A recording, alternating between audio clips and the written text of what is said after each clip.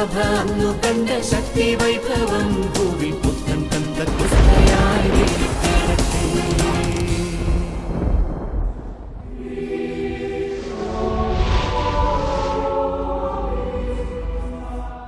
ഈശോയിൽ എനിക്ക് ഏറ്റവും വാത്സല്യമുള്ള എൻ്റെ സഹോദരി സഹോദരങ്ങളെ,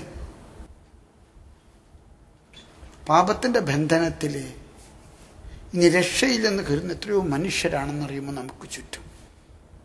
യോഹന്നാന്റെ സുവിശേഷത്തിൽ 15-ാമത്തെ അധ്യായത്തിലെ കർത്താവ് നമ്മെ പഠിപ്പിക്കുന്ന മനോഹരമായിട്ടുള്ള ഒരു സാദൃശ്യമാണ്. എൻ്റെ പിതാവ് കർഷകനാണ്, ഞാൻ മുന്തിരിച്ചെടിയാണ്, നിങ്ങൾ ശാഖകളാണ്. ചേർന്ന് നിൽക്കുക, നിങ്ങൾ ധാരാളം ഫലം പുറപ്പെടുത്തും. എന്നെ കൂടാതെ നിങ്ങൾക്ക് ഒന്നും ചെയ്യാൻ കഴിയില്ല. ഈ ശുശ്രൂഷകളിലെ നിങ്ങളെ കണ്ട് സംസാരിക്കുമ്പോൾ നിങ്ങൾ അനുഭവിക്കുന്ന നിരവധി പ്രശ്നങ്ങൾ എൻ്റെ മുൻപിലുണ്ട്. നിങ്ങൾ അലട്ടുന്ന പ്രശ്നങ്ങൾ.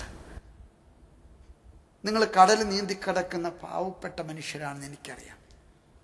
ജീവിതത്തിൽ ഒരിക്കലും സമാധാനം അനുഭവിക്കാത്ത എത്രയോ ദുരന്ത ജീവിതങ്ങളുടെ നടുവിലാണ് മക്കളെ നമ്മൾ ജീവിക്കുന്നത്. പക്ഷെ നിങ്ങളുടെ പ്രശ്നങ്ങൾക്ക് കർത്താവ് നിങ്ങളോട് മറുപടി പറയുന്നു, ചേർന്ന് നിൽക്കുക, നിങ്ങൾ ധാരാളം ഫലം പുറപ്പെടുത്തും. നിങ്ങൾ കർത്താവിനോടുകൂടെ ചേർന്ന് നിൽക്കുക. അവന്റെ കരം പിടിക്കാനായിട്ട് നിങ്ങൾ കരമുയർത്തുക. അവൻ നിങ്ങളുടെ കരങ്ങളെ ചേർത്ത് പിടിക്കുന്നവനാണ്. അതുകൊണ്ട് തന്നെ നിങ്ങൾ ദൈവത്തിലേക്ക് തിരിയണം. പല മനുഷ്യർക്കും എനിക്ക് തോന്നുന്നത് ഇന്ന് അവരെ ഭരിക്കുന്ന ഒരു വികാരം എൻ്റെ പ്രശ്നങ്ങൾക്ക് പരിഹാരമില്ലെന്നുള്ളതാണ്, എൻ്റെ പ്രശ്നങ്ങൾക്ക് പ്രതിവിധിയില്ലെന്നുള്ളതാണ്. എന്നെ കേൾക്കുന്ന നിങ്ങളോട് കർത്താവിൻ്റെ നാമത്തിൽ ഞാൻ പറയുകയാണ്, ദൈവം നിങ്ങളെ അനുഗ്രഹിക്കുന്നു. നമുക്ക് പ്രാർത്ഥിക്കാൻ പ്രിയമുള്ളവരെ. കർത്താവായ ദൈവമേ, നിന്റെ മക്കളുടെ മേൽ കരുണ കാണിക്കണമേ. ധാരാളം പേര് നിരാശയിലാണ് കർത്താവേ. എത്രയോ പരിശ്രമിച്ചിട്ടും ഫലപ്രാപ്തി കാണാത്തത് കൊണ്ട് അവരാകുലരാണ്. ഇടയനില്ലാത്ത ആടുകളെ പോലെയാണ് കർത്താവേ അവര്. അവിടെ ദുഃഖങ്ങളിലേക്ക് നീ കടന്നു വരയണമേ. അവിടെ രോഗങ്ങളിലേക്ക് നീ കടന്നു വരയണമേ. നിന്നെ കൂടാതെ ഒന്നും ചെയ്യാൻ ഞങ്ങൾക്ക് കഴിവില്ലെന്നുള്ള ബോധ്യം ഞങ്ങൾക്ക് നൽകണമേ. നിന്റെ കരം പിടിച്ച് ചേർന്ന് നിൽക്കാൻ നീ ഞങ്ങളെ പ്രാപ്തരാക്കണമേ. കർത്താവേ, നിന്റെ മക്കളെ ഞാൻ അനുഗ്രഹിക്കുന്നത് നിന്റെ നാമത്തിലാണ്. നീ തന്ന വാഗ്ദാനത്തിൽ വിശ്വസിച്ചുകൊണ്ടാണ്. നിന്റെ മക്കളോട് നീ കരുണ കാണിക്കണമേ. പൗരോഹിത്യത്തിന്റെ വലിയ കൃപയിൽ കർത്താവേ, നീ ഞങ്ങളെ ഭരമേൽപ്പിച്ചിരിക്കുന്ന നിന്റെ ശുശ്രൂഷയുടെ രക്ഷാകരമായ നിന്റെ നിക്ഷേപത്തിൽ നിന്ന് നിന്റെ മക്കളെ ഞാൻ അനുഗ്രഹിക്കുന്നു. കർത്താവേ, അവരെ ഞാൻ ആശീർവദിക്കുന്നു. നിന്റെ കുരിശിന്റെ അടയാളത്തില്, നിന്റെ പിതാവിന്റെ വലിയ സ്നേഹത്തില്, നിന്റെ വലിയ വാത്സല്യത്തില്, നിന്റെ പരിശുദ്ധാത്മാവിന്റെ സ്നേഹത്തില് നിന്റെ മക്കളെ നീ ആശീർവദിക്കണമേ, അനുഗ്രഹിക്കണമേ. നിന്റെ ദുഃഖങ്ങൾ കഴുകണമേ, നിന്റെ ബന്ധനങ്ങൾ മോചിപ്പിക്കണമേ. നിന്റെ നാമത്തില് ആമേൻ.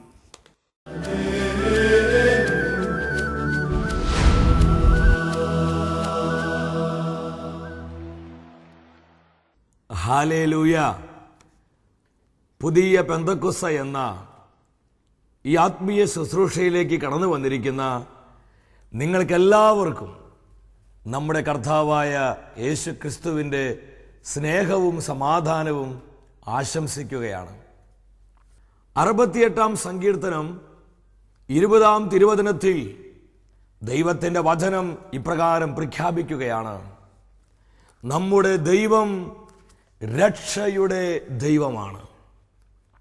പ്രിയ സഹോദര സഹോദരി, നമ്മെ രക്ഷിക്കുന്ന, നമ്മെ അനുഗ്രഹിക്കുന്ന കർത്താവിൻ്റെ സാന്നിധ്യത്തിന് മുൻപിലേക്കാണ് നമ്മെല്ലാവരും കടന്നു വന്നിരിക്കുന്നത്.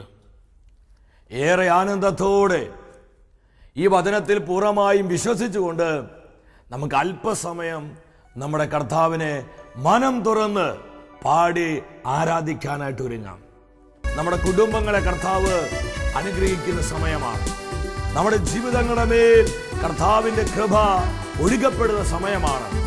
പ്രിയ സഹോദര സഹോദരി, ഈ വചന വാഗ്ദാനത്തിൽ പൂർണ്ണമായി വിശ്വസിച്ചുകൊണ്ട് കർത്താവിന്റെ സാന്നിധ്യം അനുഭവിച്ച് ശക്തിയോടെ നമുക്ക് പാടി ആരാധിക്കാം. എന്റെ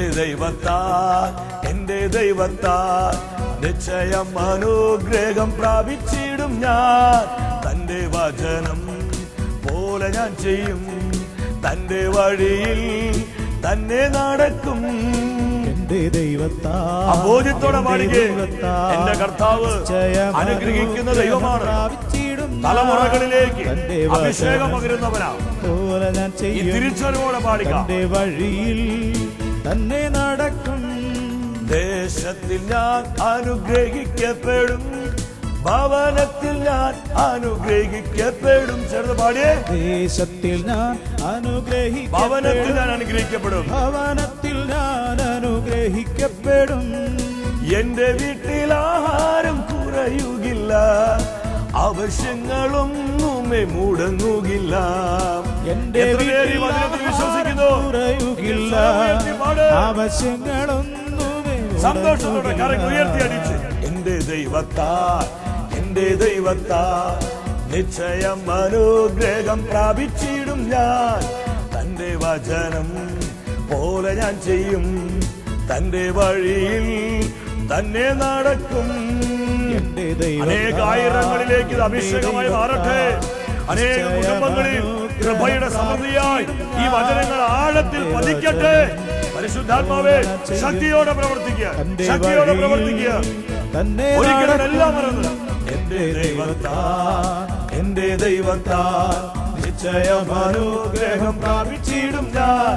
തന്റെ വചനം പോലെ ഞാൻ ചെയ്യും, തന്റെ വഴിയിൽ തന്നെ നടക്കും. ഇരു കരങ്ങളും ഉയർത്തിപ്പിടിച്ച് നമ്മൾ അനുഗ്രഹിക്കുന്ന കർത്താവിന്റെ തിരുമുൻപിൽ അവന്റെ സാന്നിധ്യം അനുഭവിച്ചുകൊണ്ട് പ്രാർത്ഥിക്കും. മക്കളെ, അനേകം ജീവിതങ്ങളെ കർത്താവ് തൊടുന്ന സമയം, അനേകം ഭവനങ്ങളിലേക്ക് ഈശോ ഇറങ്ങി വരുന്ന സമയം. ഹല്ലേലൂയ, ഹല്ലേലൂയ, ഹല്ലേലൂയ. ഈ സ്തുതി ആരാധനയെ കർത്താവേ കരത്തിന്റെ അഭിഷേകം ചെയ്യണമേ. നിലവിളിച്ച് പ്രാർത്ഥിച്ചുകൊണ്ടിരിക്കുന്ന, ഹൃദയം മുറുകി വിശ്വസിച്ച് പ്രാർത്ഥിച്ചുകൊണ്ടിരിക്കുന്ന അനേകം ആയിരങ്ങളെ സ്പർശിക്കണമേ. അവിടെ നിരവധിയായ ആവശ്യങ്ങൾ അഭിഷേകം ചെയ്യണമേ. നിയോഗങ്ങൾ അനുഗ്രഹിക്കണമേ. ഹല്ലേലൂയ, ഹല്ലേലൂയ, ഹല്ലേലൂയ. സ്വരമുയർത്തി യേശുവിനെ വിളിക്കുക മക്കളെ. കർത്താവ് ഇടപെടുന്ന സമയം. സകല ബന്ധന കെട്ടുകളും അഴിയട്ടെ, എല്ലാ സാത്താൻ മുഖങ്ങളും ഒടിയട്ടെ, ഹൃദയത്തിന്റെ സകല ഭാരങ്ങളും മാറ്റപ്പെടട്ടെ. ഹല്ലേലൂയ, ഹല്ലേലൂയ, ഹല്ലേലൂയ. ദൈവാനുഗ്രഹത്തിന് അഭിഷേകം ഒഴുകട്ടെ, നദി പോലെ ഒഴുകട്ടെ, എല്ലാ ഭൂഖണ്ഡങ്ങളിലേക്ക് അത് ഒഴുകട്ടെ, ജനകോടികളിലേക്ക് ഒഴുകട്ടെ, പതിനായിരക്കണക്കിന് ഭവനങ്ങളിലേക്ക് ഒഴുകട്ടെ. അനുഗ്രഹത്തിന് അഭിഷേകം ഒഴുകിയിറങ്ങട്ടെ. Hallelujah, hallelujah. സ്വീകരിച്ചു പ്രാർത്ഥിക്കും മക്കളെ. സ്വർഗ്ഗം പകരുന്ന അഭിഷേകം, കർത്താവ് പകരുന്ന അനുഗ്രഹം സ്വീകരിച്ച് നന്ദി പറഞ്ഞ് പ്രാർത്ഥിക്ക്, ആനന്ദത്തോടെ പ്രാർത്ഥിക്ക്. ഒരിക്കൽ കൂടെ യേശുവിന്റെ നാമത്തെ വിളിക്ക്. യേശുവേ, യേശുവേ, യേശുവേ. ഹല്ലേലൂയ, ഹല്ലേലൂയ, ഹല്ലേലൂയ, ഹല്ലേലൂയ. പ്രവർത്തിക്കണമേ. അത്ഭുതങ്ങളാ, അടയാളങ്ങളാ വചനത്തെ സ്ഥിരീകരിക്കണമേ. പരിശുദ്ധാത്മാവിന്റെ നവമായ അഭിഷേകം നൽകണമേ. കാലഘട്ടത്തിന്റെ അഭിഷേകം നൽകണമേ. ഞങ്ങളുടെ കുഞ്ഞുങ്ങളെ, തലമുറകളെ അഭിഷേകം ചെയ്യണമേ. Lord bless, bless, bless. അനുഗ്രഹിക്കുന്ന ദൈവമേ, കൃപ പകരുന്ന ദൈവമേ, ഞങ്ങളെ പരിപാലിക്കുന്ന കർത്താവേ, അഭിഷേകം ചെയ്യണമേ, അഭിഷേകം ചെയ്യണമേ, അഭിഷേകം ചെയ്യണമേ. ഈ ശുശ്രൂഷയിൽ പങ്കെടുത്തുകൊണ്ടിരിക്കുന്ന ഓരോ മക്കളെയും അഭിഷേകം ചെയ്യണമേ. ഹല്ലേലൂയ, ഹല്ലേലൂയ, ഹല്ലേലൂയ. പിതാവേ നന്ദി, യേശുവേ നന്ദി, പരിശുദ്ധാത്മാവേ നന്ദി. ഹല്ലേലൂയ. പരിശുദ്ധ അമ്മേ, ഞങ്ങളുടെ അമ്മേ, ഇന്നത്തെ എല്ലാ ശുശ്രൂഷകൾക്ക് വേണ്ടി പ്രാർത്ഥിക്കണമേ. ആമേൻ. ഹല്ലേലൂയ. പ്രിയ ദൈവമക്കളെ, ഇന്നേ ദിവസം ദൈവവചനത്തിലൂടെ പരിശുദ്ധാത്മാവ് നമ്മെ പഠിപ്പിക്കുന്നത് ദൈവഭക്തന്റെ അനുഗ്രഹത്തെ കുറിച്ചാണ്. ഏറെ ആനന്ദത്തോടെ കർത്താവിന്റെ വചനത്തിനായി നമ്മുടെ ഹൃദയങ്ങളെ തുറന്ന് ദൈവ സാന്നിധ്യത്തിന് തണലിൽ നമുക്കായിരിക്കാം. 128 സങ്കീർത്തനം 4-ാം തിരുവചനത്തിൽ ഇപ്രകാരം ദൈവത്തിന്റെ വചനം പ്രഖ്യാപിക്കുകയാണ്: കർത്താവിന്റെ ഭക്തൻ ഇപ്രകാരം അനുഗ്രഹീതനാകും.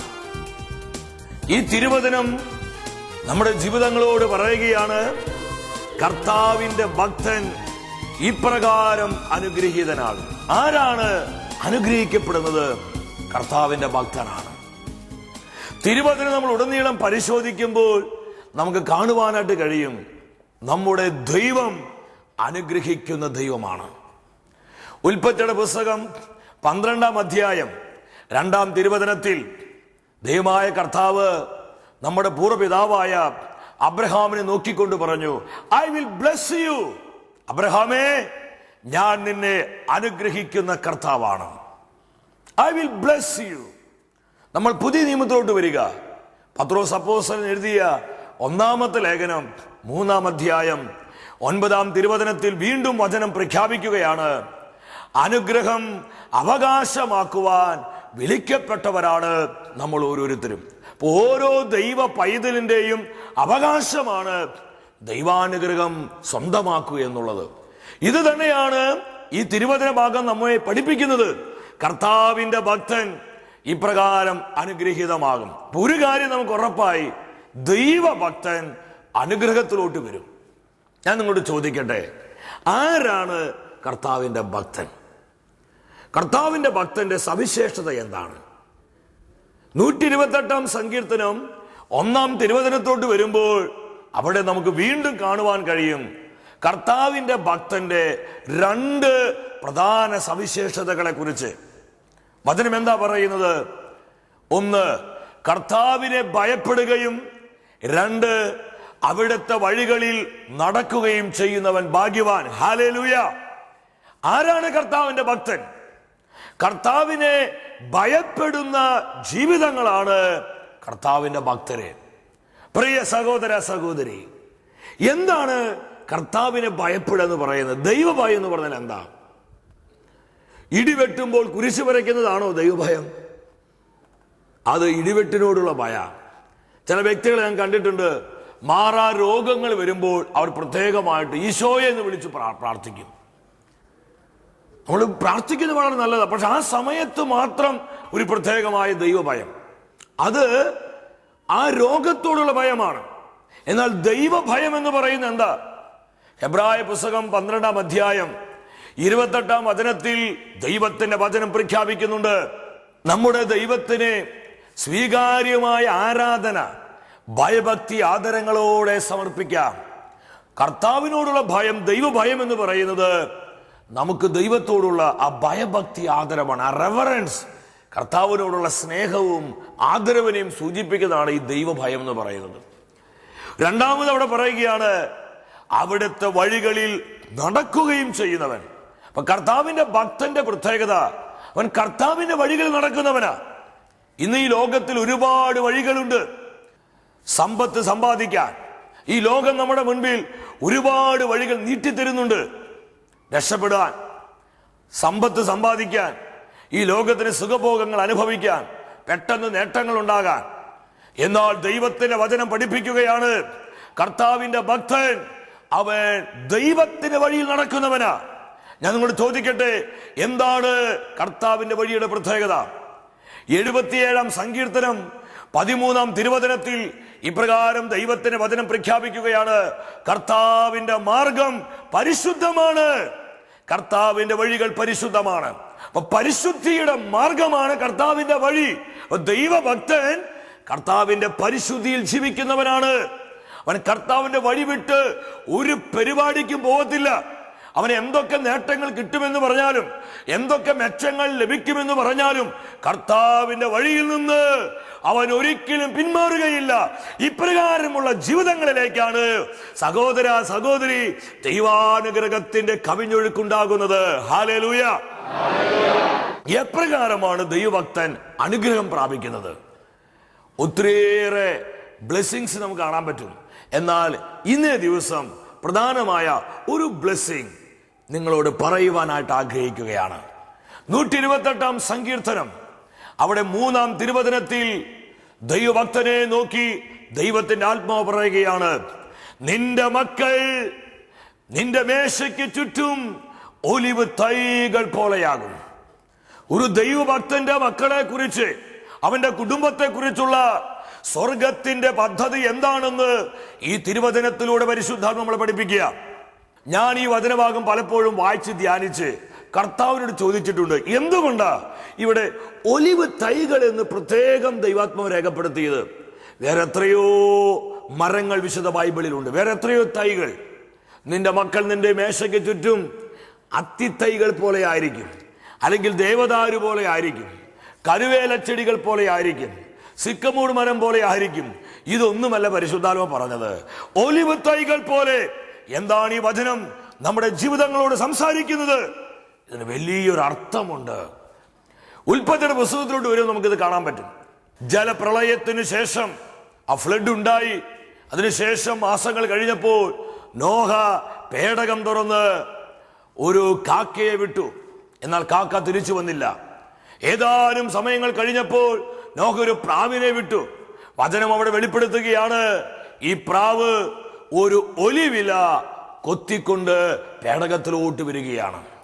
പ്രിയ ദൈവമക്കളെ, ആ ജലപ്രളയത്തിൽ സകല വൃക്ഷലതാദികളും നശിച്ചുപോയി. എന്നാൽ ഒലിവുമരം മാത്രം നശിച്ചു പോയില്ല. ഇതെന്താണ് നമ്മുടെ ജീവിതങ്ങളെ പഠിപ്പിക്കുന്നത്? നമ്മുടെ മക്കൾ ഈ നാശത്തിന്റെ കുത്തൊഴുക്കിൽ പെടുകയില്ല. നമ്മുടെ മക്കൾ മ്ലേച്ഛതയുടെ, ലൈംഗിക വഷളത്തരങ്ങളുടെ, പാപകരമായ സുഖഭോഗങ്ങളുടെ പിടിയിൽ പെടുകയില്ല. നമ്മുടെ കുഞ്ഞുങ്ങൾ നമ്മുടെ ജീവിതത്തിന് ചുറ്റും അനുഗ്രഹത്തിന് ഒലിവ് തൈകൾ പോലെ നമുക്ക് തണലേകുവാൻ, നമുക്ക് ആശ്വാസം നൽകുവാൻ, നമ്മുടെ ജീവിതത്തെ ആനന്ദം നൽകുവാൻ നമ്മോടൊപ്പം ആയിരിക്കുമെന്ന് ദൈവത്തിന്റെ വചനം ഉറപ്പു തരികയാണ്. ഹല്ലേലൂയ. രണ്ടാമത്തെ പ്രത്യേകത എന്താ? തിരുവചനങ്ങൾ എടുത്തു നോക്കുമ്പോൾ കാണുവാനായിട്ട് കഴിയും, സമാഗമ കൂടാരത്തിലും ജെറുസലേം ദേവാലയത്തിലല്ല, അവിടെ വിളക്ക് കത്തിക്കുവാൻ ഉപയോഗിച്ചിരുന്നത് ഒലിവെണ്ണയാണ്. ഒലിവെണ്ണയാണ്. ഈ ഒലിവെണ്ണ അനേകർക്ക് പ്രകാശം പരത്തുന്നു. എന്താണ് ഇതിനർത്ഥം? നമ്മുടെ കുഞ്ഞുങ്ങൾ ഈ ദുഷിച്ച തലമുറയിൽ ദൈവത്തിന്റെ സാന്നിധ്യമായി പ്രകാശിക്കും. നമ്മുടെ കുടുംബങ്ങളിൽ, തിരുസഭയിൽ, അവർ ആയിരിക്കുന്ന കലാലയങ്ങളിൽ, അവർ പഠിക്കുന്ന കോളേജുകളിൽ, സ്കൂളുകളിൽ, ജോലി സ്ഥലത്ത്, മറ്റെവിടെ നമ്മുടെ മക്കളായിരുന്നാലും അവിടെ ദൈവത്തിന്റെ സാന്നിധ്യമായി അവർ പ്രകാശിക്കും. മൂന്നാമത്തെ പ്രത്യേകത എന്താണ് ഒലിവെണ്ണയുടെ? പുറപ്പാടിന്റെ പുസ്തകം 30-ാം അധ്യായം 22 മുതലുള്ള വചനങ്ങൾ നമ്മൾ പരിശോധിക്കുമ്പോൾ കാണുവാൻ കഴിയും. അഭിഷേക തൈലം ഉണ്ടാക്കുവാനായി ദൈവം നിർദ്ദേശിക്കുന്ന നിർദ്ദേശങ്ങൾ അവിടെ നമുക്ക് കാണാം. അതിൽ പ്രധാനമായും ഒലിവെണ്ണയാണ് ഉപയോഗിക്കുന്നത്. പ്രവാചകന്മാരെയും രാജാക്കന്മാരെയും ദൈവത്തിന്റെ പുരോഹിതന്മാരെയും അഭിഷേകം ചെയ്യുവാനായി ഉപയോഗിക്കുന്ന അഭിഷേക തൈലത്തിൽ ഏറിയ പങ്കും ഒലിവെണ്ണയാണ്. പ്രിയ ദൈവമക്കളെ, ഈ തിരുവചനം നമ്മുടെ ജീവിതങ്ങളെ പഠിപ്പിക്കുകയാണ്. ദൈവം നമുക്ക് ദാനമായി നൽകിയ മക്കൾ, അവർ ദൈവരാജ്യത്തിന് വേല ചെയ്യും. 133-ാം സങ്കീർത്തനത്തിൽ കാണാൻ പറ്റും.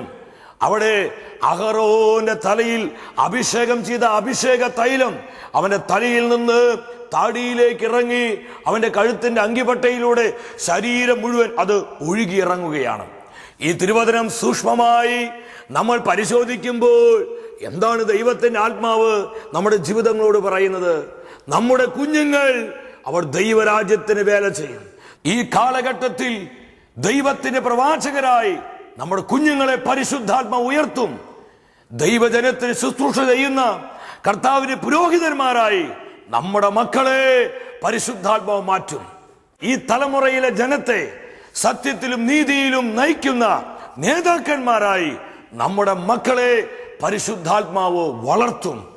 പ്രിയ സഹോദര സഹോദരി, ഇത് കർത്താവിന്റെ പ്രോമിസ. 128-ാം സങ്കീർത്തനം 4-ാം തിരുവചനത്തിൽ ഇതാണ് പരിശുദ്ധാത്മ പറയുന്നത്.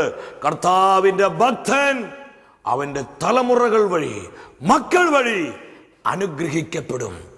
എന്തുമാത്രം പ്രത്യാശ നൽകുന്ന ഒരു പ്രോമിസാണിത്. പ്രിയ സഹോദര സഹോദരി, ഇത് നിനക്കുള്ള പരിശുദ്ധാത്മാവിന്റെ മറുപടിയാണ്. വിശ്വാസത്തോടെ ഈ വചനവാക്തത്വം സ്വീകരിച്ചുകൊണ്ട് നമ്മുടെ ജീവിതങ്ങളെ പൂർണ്ണമായും കർത്താവിന് സമർപ്പിക്കുക. ദൈവഭയത്തോടെ ദൈവത്തിൻ്റെ വഴിയിൽ നമ്മൾ മുന്നേറുമ്പോൾ ഇപ്രകാരം നമ്മുടെ തലമുറകളെയും മക്കളെയും അനുഗ്രഹിക്കുന്ന കർത്താവിൻ്റെ പ്രവൃത്തികൾ നമുക്ക് അനുഭവിക്കാനായിട്ട് കഴിയും. ഇതിനായി ദൈവം നമ്മെ ഓരോരുത്തരെയും നമ്മുടെ കുടുംബങ്ങളെയും സമൃദ്ധമായി അനുഗ്രഹിക്കട്ടെ.